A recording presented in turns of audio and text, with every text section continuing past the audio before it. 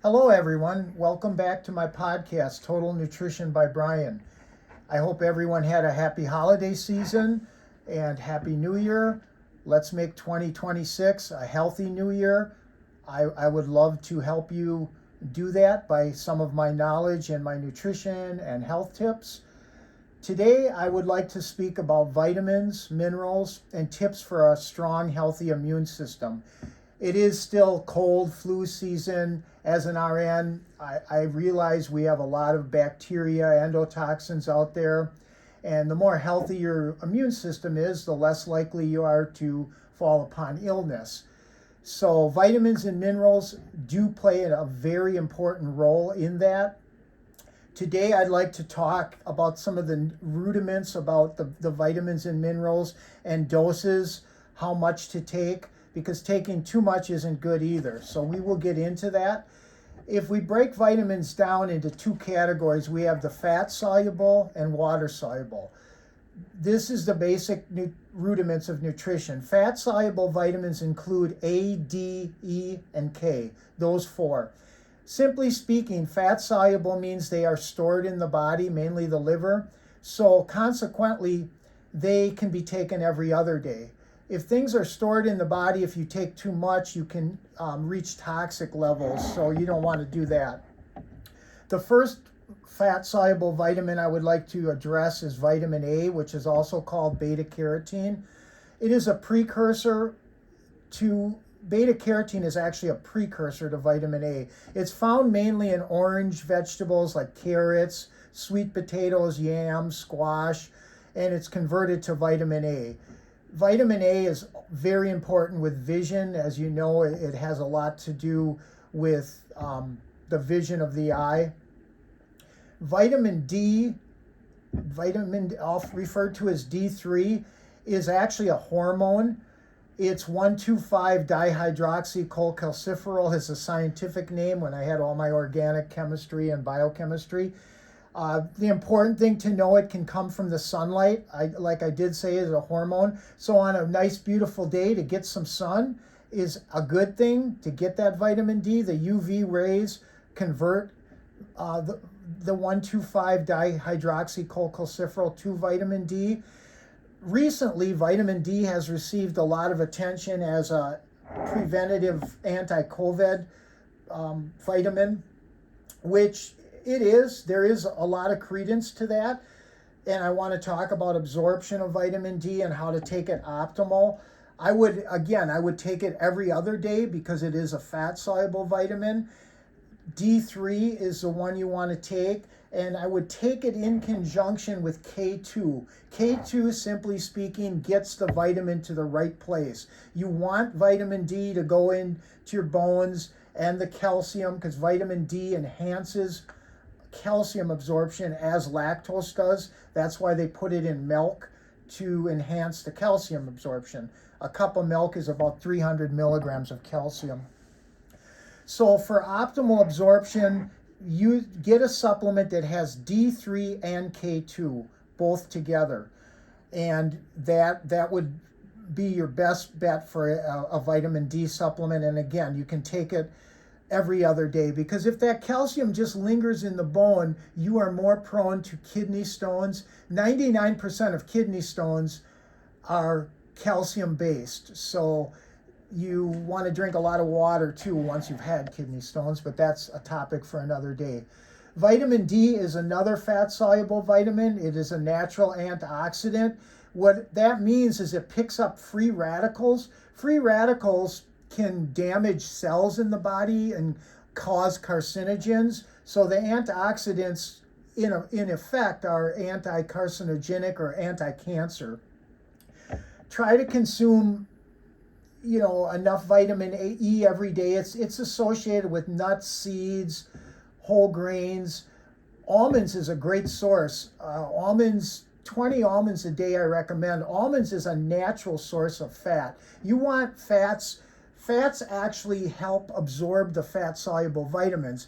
But where we draw the line is you want naturally occurring fats. So the fats in almond or a natural peanut butter, one where the oil's on the top and you actually mix it, are great to consume. I use the natural peanut butter on my toast in the morning. So almonds, 20 a day would be great, and it would enhance the absorption of all the fat-soluble vitamins. Vitamin K is another fat-soluble vitamin. It's found in green leafy vegetables. It's also remarkably made by the body. Vitamin K is synthesized by intestinal bacteria, and it's in, like I said, the green leafy vegetables. That's why they tell people who are on blood thinners for various reasons, heart arrhythmias like atrial fibrillation, or if they have a history of DVTs, which is blood clots, deep vein thrombosis, to avoid vitamin K containing foods, because they're an antagonist to the blood thinners like Coumadin, Eliquis, and all the newer ones now. So that kind of sums up for now the fat-soluble vitamins. The water-soluble vitamins, when they're water-soluble, that means they are readily excreted by the body. The B complex and the vitamin C are your water-soluble. They can be ingested daily. You will notice when you take vitamins, your urine would be more yellow in color. That's basically, simply speaking, your body's way of getting rid of the excess vitamins. So, the fat-soluble are excreted, or water-soluble are excreted that way, and fat-soluble too. Vitamin B complex is a whole slew of vitamins. You have B1, thiamine, B2, riboflavin, B12, which is cobalamin. So now doctors are checking levels because anemias are associated with B12, which is pernicious anemia, and B12 is dependent on intrinsic factor for absorption. So the B complex, what their main role is they're coenzymes in this whole Krebs cycle. It's a biochemistry thing, but what you need to know is it helps in the metabolism of carbohydrate. Anyone who is trying to lose weight or on a nutrition plan always should supplement a good B complex, having all the B complex vitamins in it. Especially if you're losing weight, that's a must. Vitamin C, it's a good immune vitamin. It's an antioxidant. It's found, as you know, in citrus fruits, oranges, grapefruit. Kiwi is a great source. I recommend about 500 milligrams a day for a healthy immune system. On vitamin C, and any vitamin, my first choice as a nutritionist and an RN is to get it from a food source. In other words, if you can get vitamin C from an orange or a kiwi, it's better than taking a pill. That would be my first choice, or a tablet or a vitamin. But if you don't eat enough fruits and vegetables, I recommend 4 to 5 servings a day. Something green every day is great, like avocado, asparagus, kale. So vitamin C, mainly antioxidant. It's great for the immune system. And so that's kind of one thing I wanted to stress. The other thing I want to go into with vitamins and minerals is too much, especially of a mineral, can precipitate a deficiency of another one. I want to talk about zinc. It's a mineral. It's a heavy mineral. It's on the chemistry chart, Zn, zinc. It's gotten a lot of attention lately for immune system, especially with the COVID scare coming 4 or 5 years ago. So the problem is that I see as a nutritionist, people read, oh, zinc is good for my immune system, and then that tendency is to overdose on it and take too much. Being that it's a heavy metal, 50 to 60 milligrams a day is all you need. If you take more than that, it's paradoxical. It will have the opposite effect, and it can cause some other problems that I'm going to address. So 50 to 60 milligrams a day of zinc is optimal for immune function. Also, if you take too much zinc, you can precipitate a copper deficiency because zinc and copper compete for the same binding sites.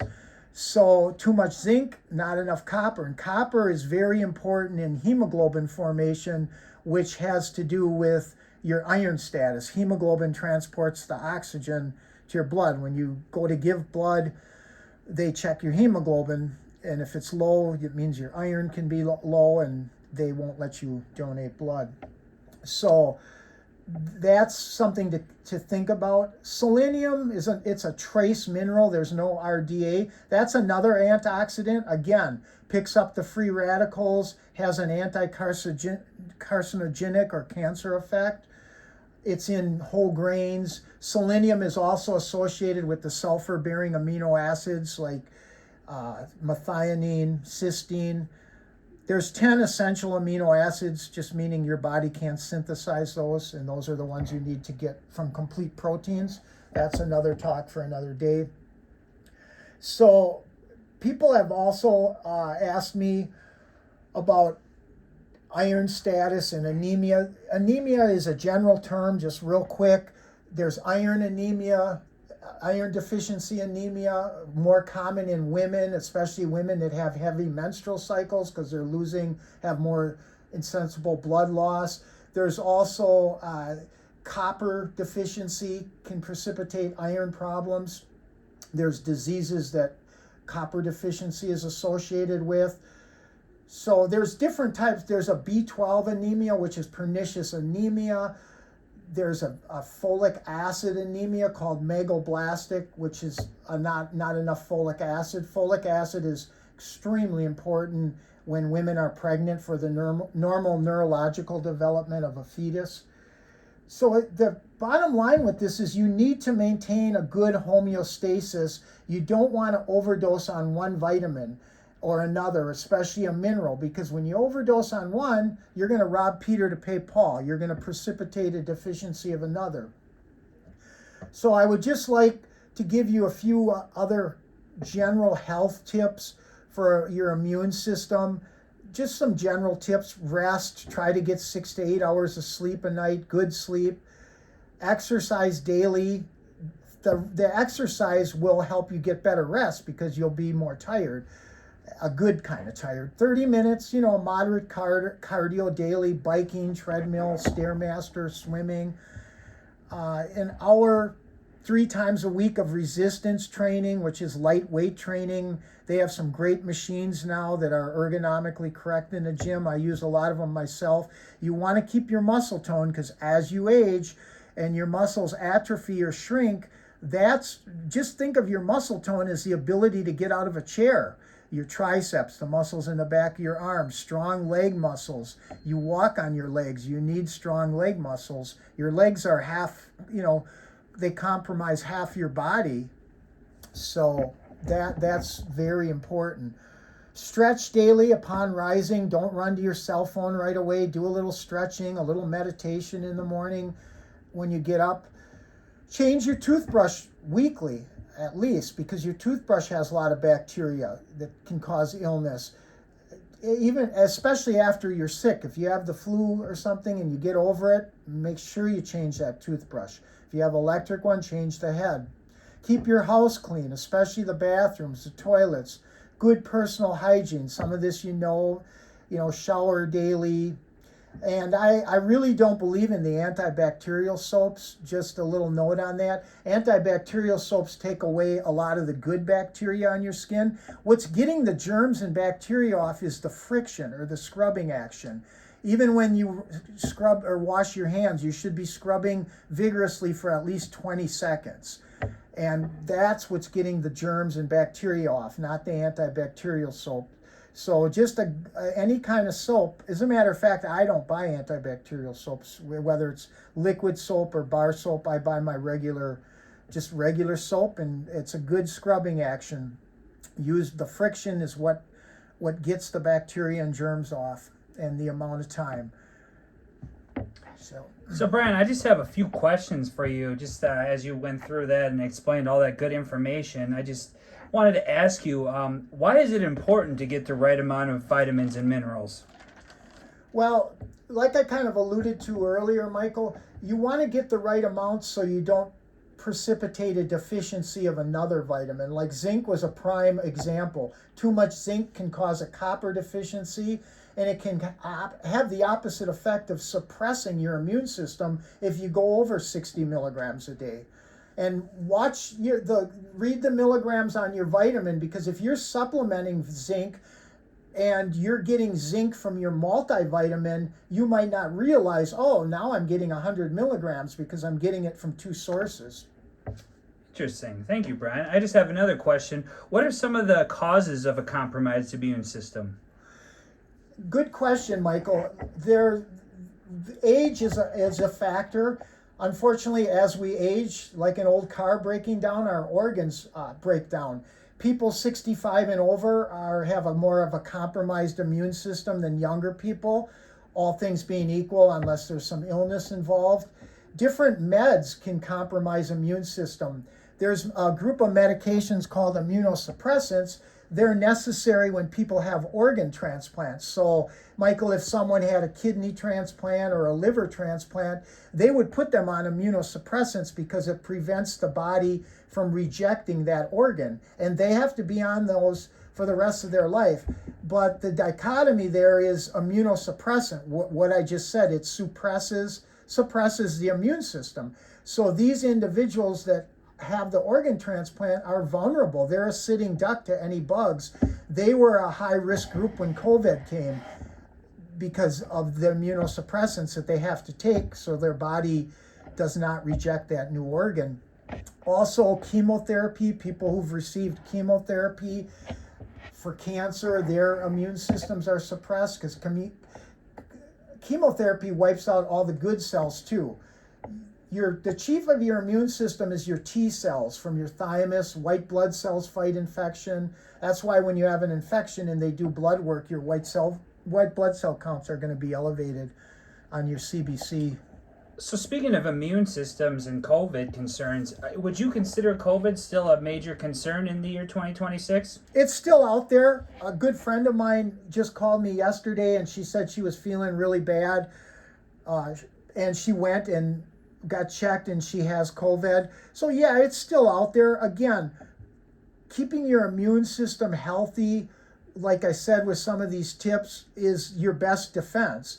And drinking a lot of water every day. Water is great to drink. Getting your fruits and vegetables, 4 to 5 servings, getting your rest, getting some exercise, putting the cell phone down and not being on the cell phone 24/7. I'm telling people to take at least an hour break from that cell phone every day. But COVID's still out there. But statistically, Michael, and this is a good question, the flu actually kills more people than COVID does. So you want to keep your immune system healthy for all the bugs out there. Interesting. Do you think vitamins and minerals are more important than keeping a well-balanced diet? Or do you think both somehow balanced would be the best way to keep a good immune system? I think a balance, going back to what I said, to reiterate what I said earlier, to get your vitamins from a natural food source, like getting vitamin C from an orange is great. To me, that's better than getting it from a pill. But unfortunately, not all people eat fruits and vegetables. So they don't eat a balanced diet and get 4 or 5 servings of fruit and vegetable a day and enough protein. And so sometimes they need to get their vitamins from a pill form. But as a nutritionist, my first choice is a good balanced diet always. I guess I'm a little old school on that, but there's a lot of research that says it's absorbed better and it works better. That makes sense. I mean, just kind of use the vitamins and minerals kind of as a substitute for anything you're missing throughout your balanced diet then. Is that what you're saying? Yeah, I don't know if it's a substitute. It'll help. Again, I really stress on people eating a healthy diet, and we're going to have more podcasts in the future on how to do that and tips you can do to give yourself a healthier diet. So because obesity is just epidemic in this country, and obesity is malnutrition.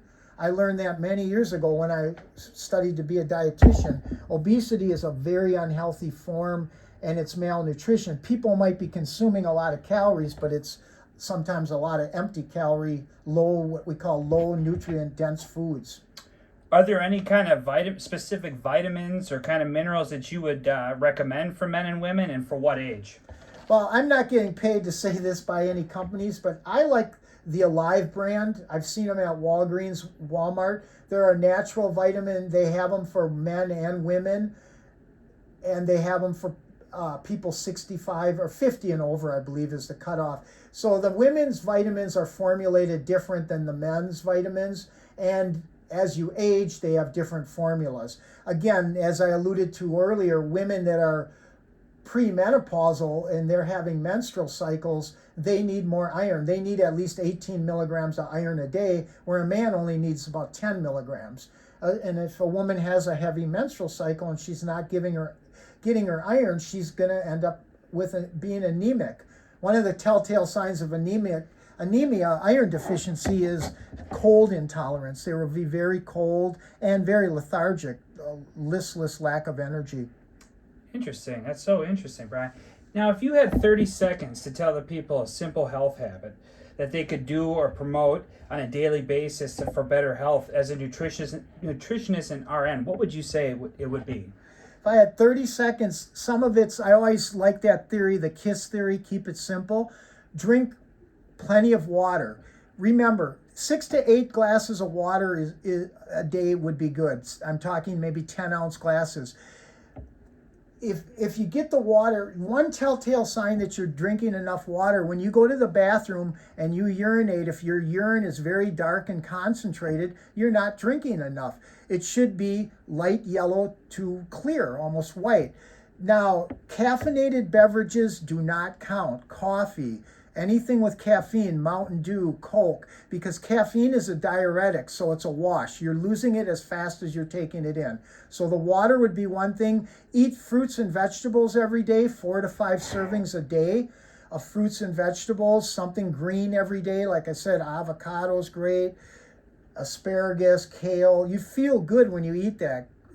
Grapefruit is, when I eat a grapefruit in the morning, I feel great for the whole day. I peel a pink grapefruit and I feel great. The other one would get some exercise, moderate amount of exercise. You don't have to kill yourself. Just a half hour a day on a treadmill, walking. You don't have to run, on a bike. Get in a swimming pool if you can access that. Water therapy is great therapy. You're weightless. There's no strain on your joints. I use water therapy. I swim a lot. It's really helped my aches and pains from all my sports injuries. Oh, that's interesting, Brian. Thank you so much. We look forward to more health and nutrition podcasts in the future, and so you could assist us more with our healthy lifestyle and to stay the course on that lifestyle consistently as well. Absolutely. One more thing I want to mention with that 30-second tips, take some time away from your cell phone, at least an hour a day if you can. Don't be addicted to your electronics. Just in the morning when you get up, take some time to stretch or meditate, even if it's 20 minutes. Don't be on the cell. That's an unhealthy thing to be looking at the cell phone. And I really see this a lot with especially the younger generation, and it's alarming to me. In the future, I want to give some great new podcasts on weight loss, nutrition, because over the holidays, the average American national eating season from beginning of Thanksgiving to the first of the year, they gain 10 to 12 pounds. Wow, interesting, Brian. Thank you so much, and I look forward to more health and wellness tips for you in the future. And they will be coming. Thank you for your questions, Michael.